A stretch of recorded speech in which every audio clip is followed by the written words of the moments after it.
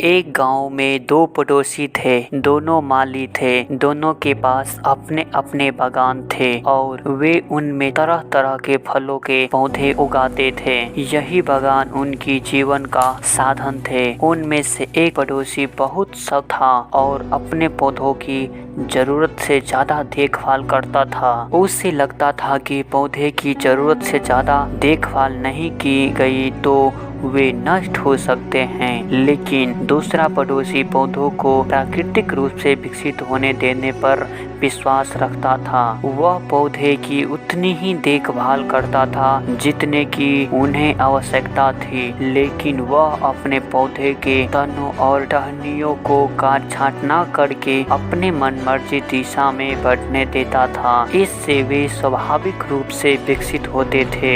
एक शाम बहुत भीषण तूफान आया जिसमें भारी वर्षा हुई। तूफान ने कई पौधों को नष्ट कर दिया। अगली सुबह जब सख्त पड़ोसी उठा तो उसने पाया कि उखड़ गए हैं और बर्बाद हो गए हैं। वहीं जब दूसरा पड़ोसी उठा तो उसने पाया कि उसके पौधे अभी भी मिट्टी में बावजूद से लगे हुए हैं। इतने तूफान के बावजूद रिलैक्स पड़ोसी के पौधे खुद ही चीज़ों का प्रबंधन करना सीख गए थे।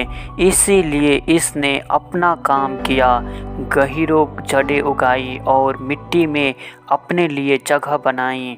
इस प्रकार यह तूफान में भी बावजूदी से खड़ा रहा, जबकि उस सख्त पड़ोसी ने अपने पौधों का जरूरत से ज़्यादा ख्याल रखता था। लेकिन शायद वह भूल गया सीखना कि बुरे समय में खुद का ख्याल कैसे रखते हैं। दोस्तों, अभी या बाद में आपको खुद से ही सब कुछ करना होगा।